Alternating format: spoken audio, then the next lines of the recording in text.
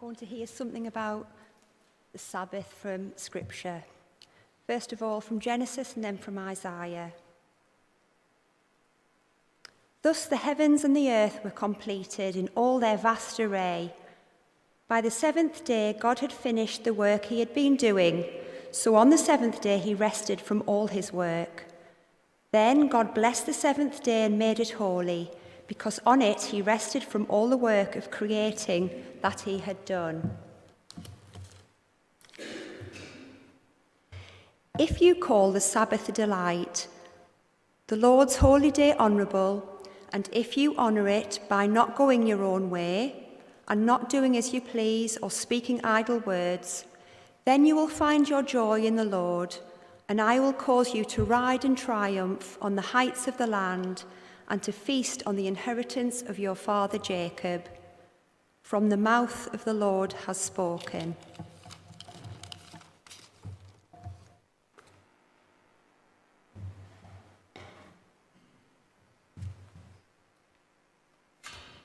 Great, thank you very much. How are we all doing today? Are we okay? Good. Great. Okay, so today we're going to have a little bit of a pause, a little bit of a rest from our current series, and we're going to explore instead the theme of rest. Do you see what I did there? Okay, so before we dive into what the Bible's got to say about Sabbath and rest, I wonder where you are on my rest scale. Here we go, have a little look. It's going to pop up on the screen now. I hope it's coming. Is it coming? There we are. Okay, here we are. So, I wonder if you are like the toddler on the left-hand side, that you can rest anywhere, any place, any time. The bus, the banister, down the stairs, wherever it might. I marvel at these people. I wish I was a bit more like that. Or maybe you're in the middle. Maybe you need a bit of convincing about the idea of rest. Kind of half, it's a good idea, I kind of get it, but hang on a minute, there's stuff to do, I'm not sure if I can rest.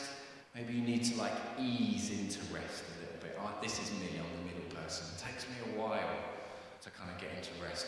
Or maybe you are the Duracell buddy, in which case you just don't believe in rest. Come on, keep going. Next thing to do, next task, achieve, come on. Maybe that's you. I don't know where you are on the rest scale, and there's no judgment. No judgment, okay, that's not what I'm here to do. I'm generalising, but I do want to make the point that I think the idea of rest and the idea of Sabbath in our contemporary culture is something that we've lost. And it's something that we need to reclaim. If we look at the world that we find ourselves in, the kind of 24/7 non-stop culture, if you think about the challenges that are facing this generation before us, then I think you'll agree rest and Sabbath is a pretty good topic to explore and to understand. Okay, so that's what we're going to do. We're going to do that. And I actually think that it's a really important area for us as a church to grow in as well. Because I believe that as a church, we need to model what good rest looks like for the rest of the world. Okay? They need to see it in the church. They need to see what good Sabbath rest looks like. So the aim of today is to bring the topic of Sabbath and rest into your everyday conversations. If we don't talk about this, then nothing changes. And the danger is that you are formed and moulded by the ways of the world. And the ways of the world, by the way, they don't do Sabbath rest. The world doesn't do Sabbath rest. And we've got to be moulded and shaped by our Creator God when it comes to rest. So we're going to go on a little bit of a journey. We're going to explore this together. I'm going to give you a little bit of input from the Bible, what the Bible's got to say about Sabbath. And then I'm going to invite Suzie, my wife Suzie, is going to come and share, and we're going to deliver part of this message together as a conversation.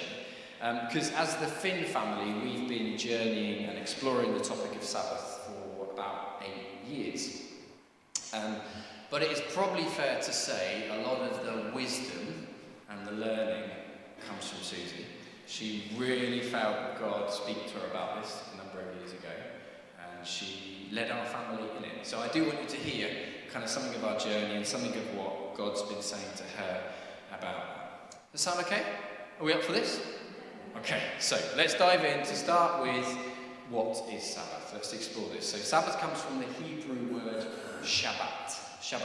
And it's usually translated in two ways. It means to stop or cease, but it also can be translated to mean to delight. Okay? The writer John Mark Comer, in his book The Ruthless Elimination of Hurry, if you've not read it, I really recommend it, he says about the Sabbath this: Sabbath has a dual idea of stopping and also joying in God and our lives in his world.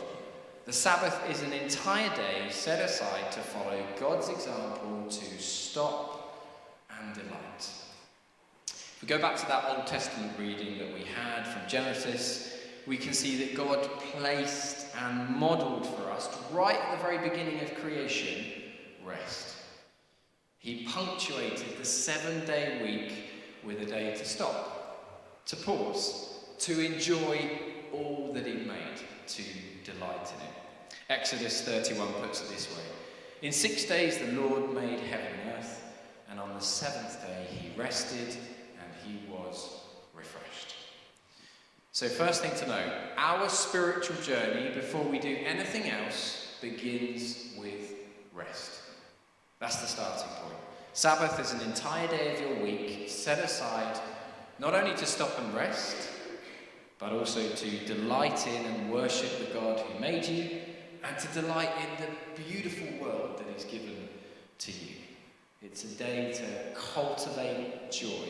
And the second reading from Isaiah told us that if you live this way, it leads to experiencing God's delight and triumph. Do you want to triumph in life? Okay.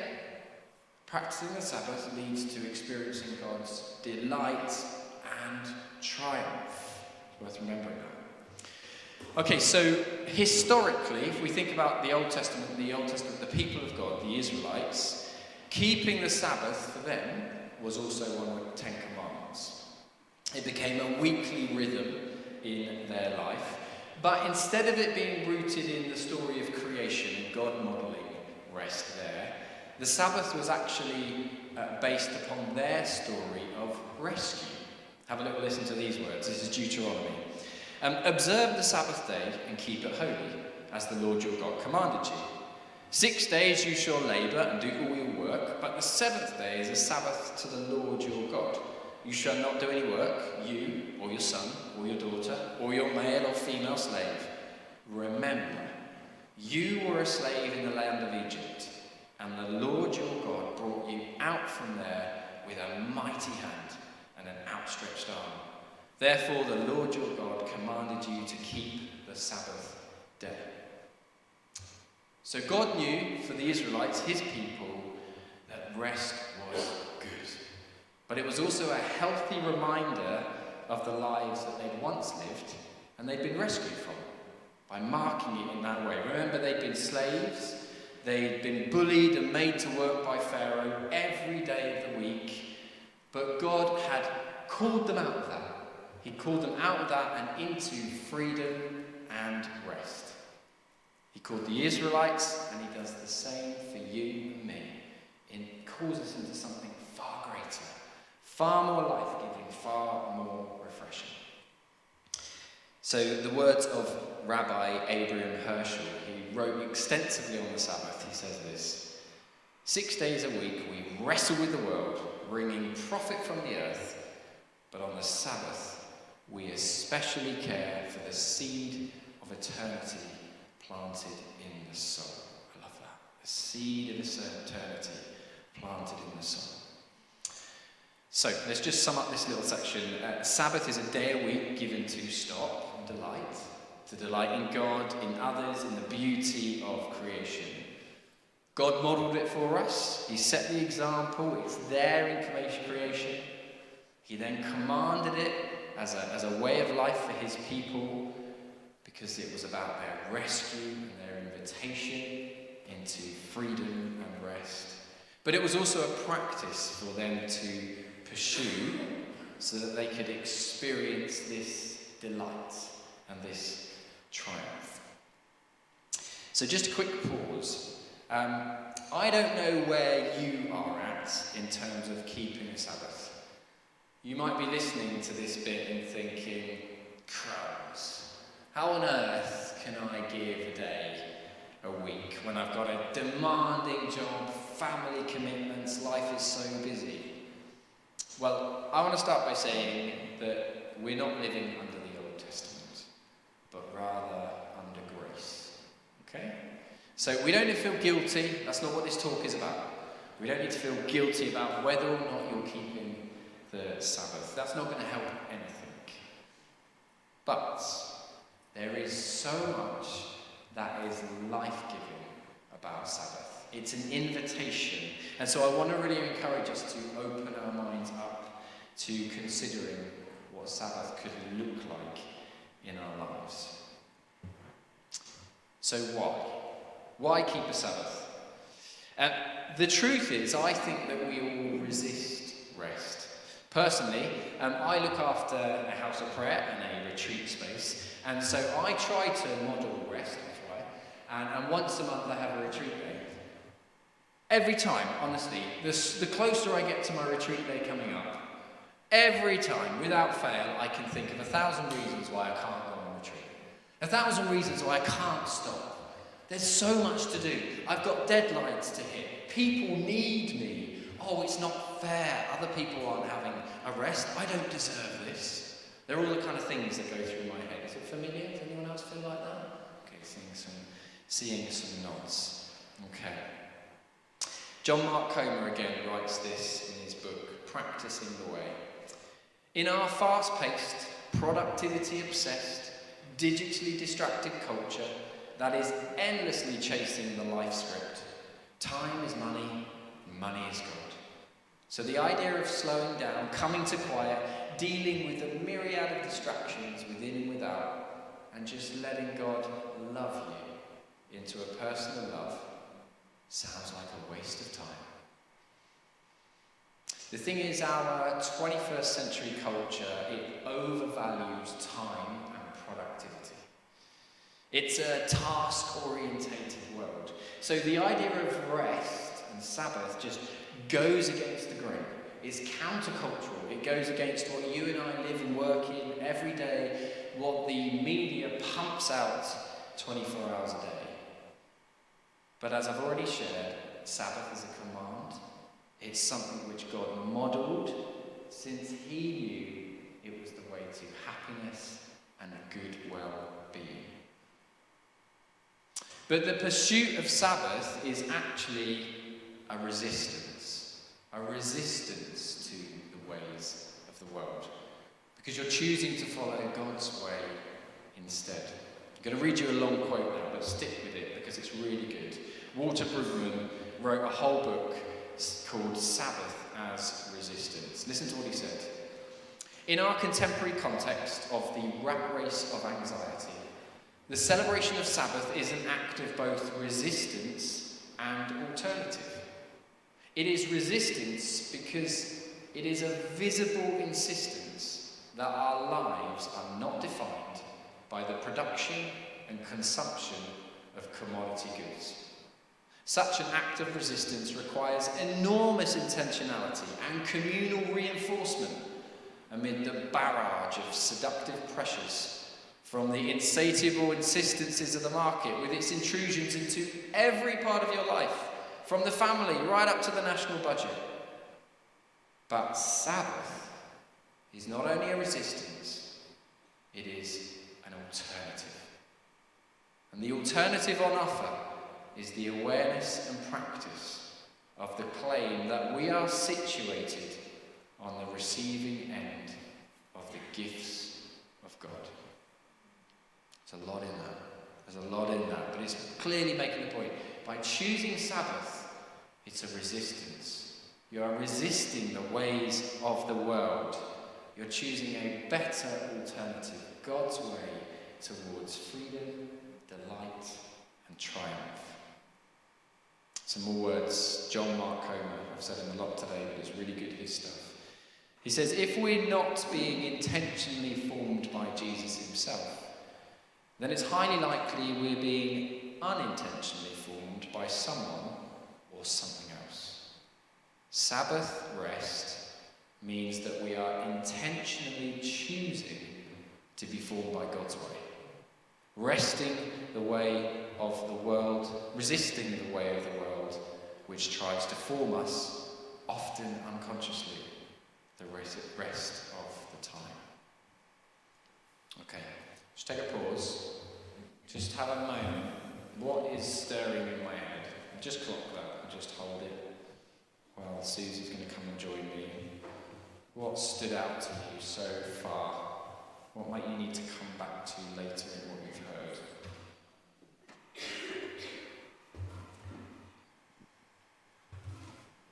Great. Hello, Susie. That was seamless. That wasn't. Okay, so we've looked a little bit at what is Sabbath, why Sabbath. Now I want us to have a conversation which hopefully helps you to bring it into your lives. Start thinking, we've got to make this a part of our conversations. So Susie's going to share something of our journey with Sabbath over the last 8 years. So Susie, you've led the Finn family in journeying the practice of Sabbath, but for you, this journey actually started as quite a challenge from a friend, didn't it? Just tell us a little bit about that challenge. Yeah, so probably just over 8 years ago, one of our best friends had been taking retreat days, monthly retreat days, and was loving it and getting loads of life, really hearing from God. And he looked at our lives and said, I think you could do with that, as Dan said. Not always very good at rest and stopping. And so he said, well, why don't you do it?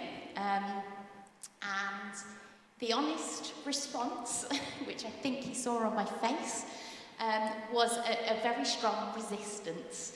Talked about resistance there, but I'm talking about resistance in me that's just said, do you even understand my life? It's not possible. That's not possible. At the time, I had 3 children under 7. Dan was working away a lot. I also had a part-time job, and I just thought, no, not possible. So it's interesting that you mentioned that initial kind of resistance to that. We've obviously touched a little bit on that, and I know when I talk to people about Sabbath and rest, who are trying to explore that, they talk about the same thing. It's just like resistance to get there and resistance within themselves. So how did you overcome that? Well, he did see the look on my face and challenged a bit further and said, well, if your children were poorly, would you be able to find someone to look after them and go and see a doctor? And I was like, well, yeah, of course I could. And he said, oh, that's interesting. So you can look after your physical health, but not your spiritual health. So it was quite a challenge. Boom.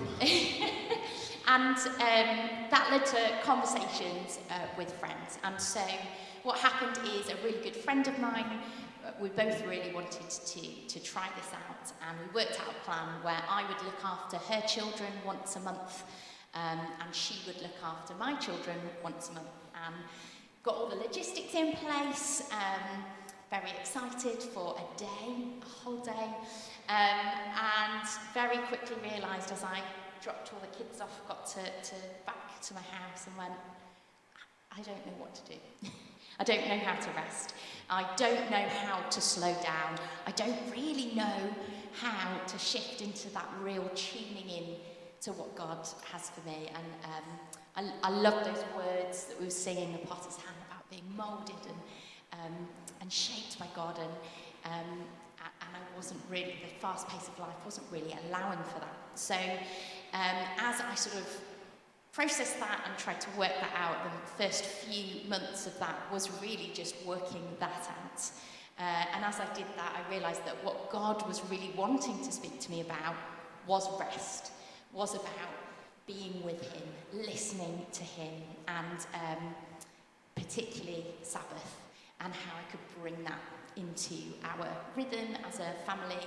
And I guess the spoiler alert was that in giving that bit of time, what God was more gently than my friend did, gently inviting me into was more of him and his presence. And so bringing that into the Sabbath rhythm, and then as we got that established, going, well, how can we bring that into the everyday? Great, thank you. So, and I mean, I remember this season because you did a lot of reading, you did a lot of talking to other friends about Sabbath, which was an important part of the journey, and you were sharing with me. And I remember you passed me that book that I mentioned already, The Ruthless Elimination of Hurry, by John Mark Comer. And when I read that, I felt incredibly challenged by the ways in which our lives had become very much ruled and dominated by the world without us even realising it. The patterns of the world had kind of leaked into our chaotic and busy lifestyles. And so it felt like developing this practice of Sabbath was going to be a reset for us, didn't it? It felt like it was going to be an opportunity for us to reset and get our lives realigned back where they kind of should be. So talk us through where you led us in our family to kind of start beginning to cultivate Sabbath. Yeah, so lots of discussion, lots of talking about what and how we could do that practically. And I think the first thing just to mention is it wasn't that we didn't rest. It wasn't that we didn't take time out of that. It was quite snatched at, or there was no rhythm to it. So when we were resting, we probably had our mind on other things, or we were probably still just thinking about that other job, or wasn't intentional, was it? Yeah, not intentional, yeah. That's exactly it. So the first thing we needed to do was find a time that worked for us, and at the time that traditional Sunday wasn't going to work with what was going on in our lives at the time. So we settled on a Friday night through to a Saturday night. We were going to do 24 hours, so that's where we started. And I think keeping it simple was really, really important. So during this season, a large part of my busyness was based around the family, looking after young children, cooking meals, making them eat meals, clearing up after the meals. And so really what we wanted to do was talk about how we as a family could keep that simple so that it felt different. And I think that's part of Sabbath, is making it set apart, different from the everyday. So we chose pizza. Everyone ate pizza happily. Everyone looked forward to that. So that was keeping it simple. Preparation was really important. So sort of, like I said, when I went for that first sort of retreat day, I couldn't just suddenly rest. There's a changing gear, a shifting gear that we needed.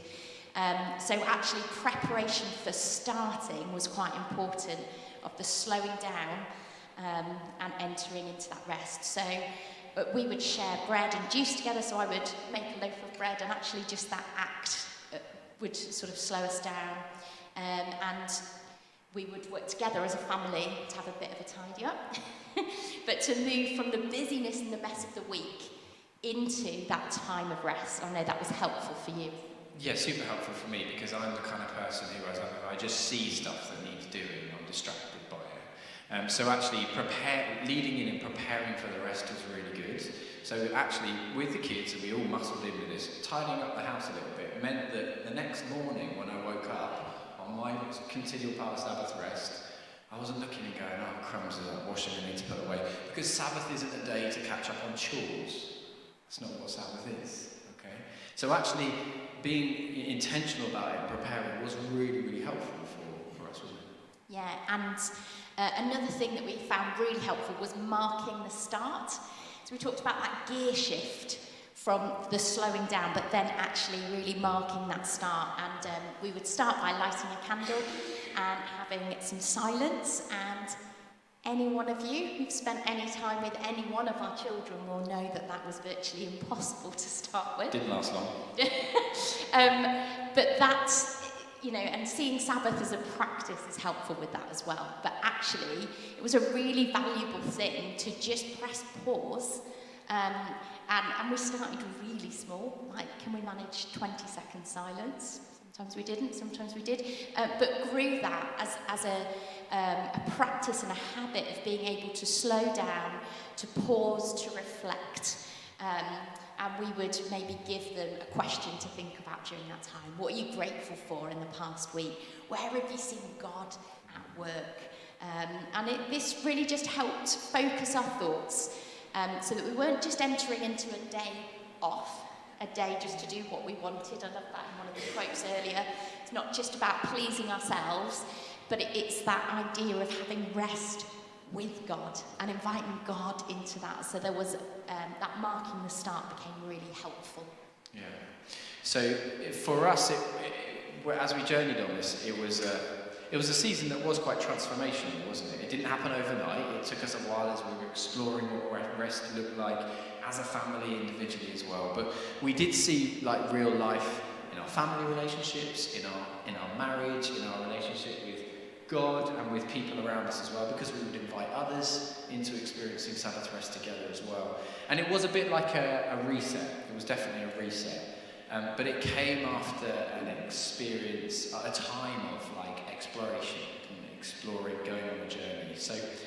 So I wonder, what would you say to someone who's sat here thinking, well, this sounds really great, but at the moment I just can't give a day, and I'm not even sure what it would look like for me.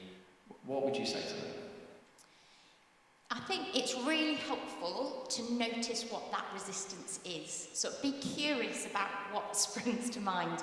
When that person said to me, you know, are you sure? What is it that's going, no, I can't do that. And sort of be curious, question what that is, and try and think through that. There's also a whole thing around saying no to a bigger yes. So if you're wanting to say yes to Sabbath and rest and spending time with God and hearing what he's got to say to you, that does involve some other no's sometimes. And we are a really busy family, we are, but we can also sometimes appear busier than we are because we've put that value in to protect some of those times. And so that does mean having to say no to great things that we love in order to sort of keep this as a practice. So that's a helpful thing that we've learned. Starting small and manageable, rest as you can, not as you can't. A lovely friend of ours, a nun in York, talked about that. It's a practice to develop and grow. So start small, manageable, simple. And I think a good question to ask as well is about how do you rest? I think for the first sort of couple of months when we were developing this as a rhythm, as a family, we just kept asking each other, how do you rest? And to start with, it was, I don't really know. So we tried different things out to help our children to discover what helps them rest. And so we talked a lot, and then we gave it a go a lot. We tried different things. We discovered that we all had different things, and so we needed to make space and time for that for one another. And that sometimes looked like quiet times, sometimes noisy times, sometimes being out in nature. So yeah, lots of trying things out. We both like reading and studying and like finding out, as we've got from all the quotes probably, we like to really learn. That's hard with very young children that we had at the time, so that's where we discovered chocolate reading time. I can thoroughly recommend. Absolute winner. Bought everyone their favourite chocolate bar, and we all sat together and read our own books. That was, for that season, was amazing. Bit noisy, the crunchy. But yeah, just being a bit creative in how we tried to find that, and looking at where the challenges were, and seeing if we could find a creative way. Great. So, but it's probably quite helpful to say that we are in a totally different place now with our kind of Sabbath and what that's looked like. It's changed, isn't it? And do you want to talk a bit about that? Yeah, so changes, develop to grow, that's why it's a practice, but certainly when we moved here, everything was up in the air, and we thought we'd sort of learn how to do Sabbath. And then we realised it was all different again, and we had to learn again. We were in a different season. And so we had to re-evaluate, we had to talk again, we had to try different things out again. And we found people to talk to. We met the Campbells, who have really healthy rhythms of Sabbath. They had older children than us, so we could go and say, how do you do it? What's your rhythms right now? And learn from one another. So we recognise that sort of the story I'm sharing is a very specific sort of period in time, but St James has such a wealth of experience of people who will have been practising Sabbath in different ways over many years and will have learnt lots of different things. So as seasons change and grow and develop and circumstances change, find someone to talk to and to learn from them. It's really great. Thanks, Susie. So to kind of pick up on that, we really want to encourage you to make Sabbath a part of your conversations. And for us as a church family, we can learn from one another, as Susie's saying in this.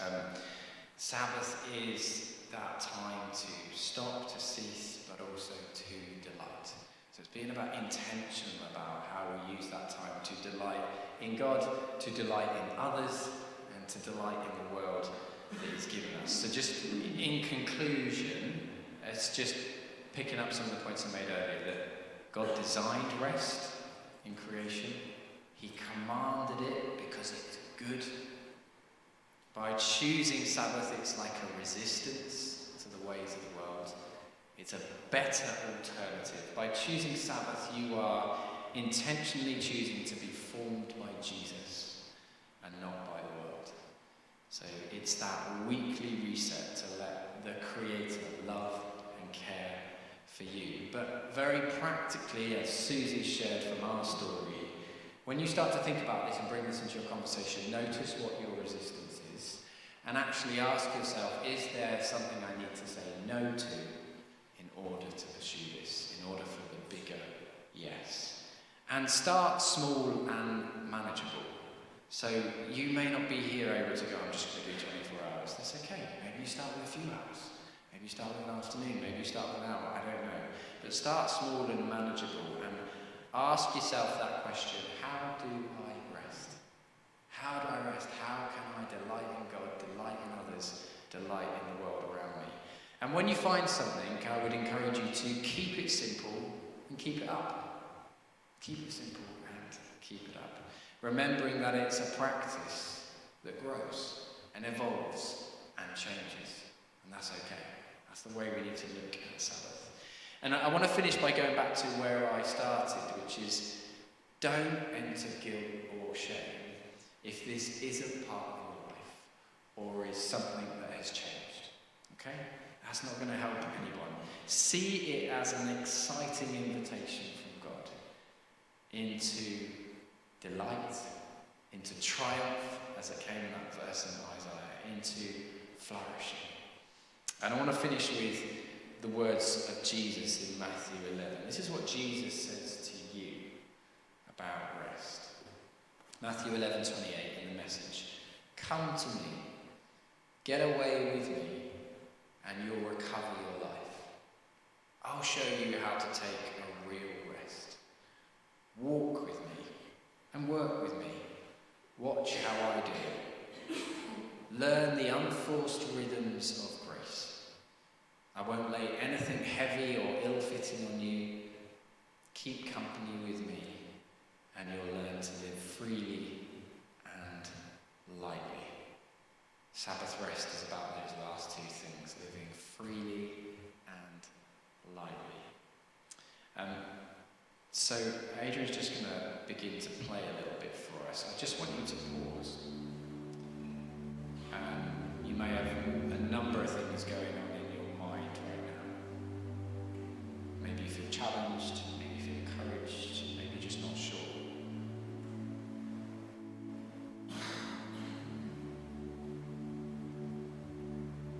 Just ask Holy Spirit that you would cause things to settle within us now.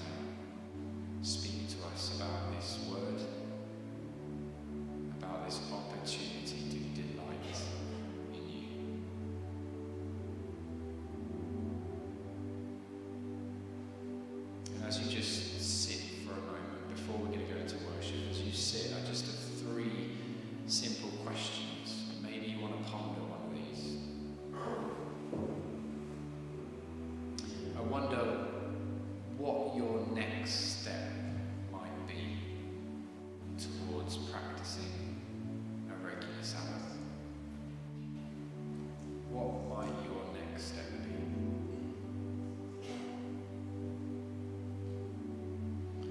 think about that,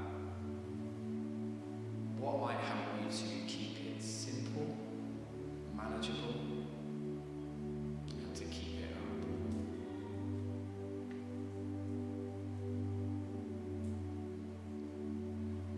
And thirdly, if you've already practiced Sabbath, what might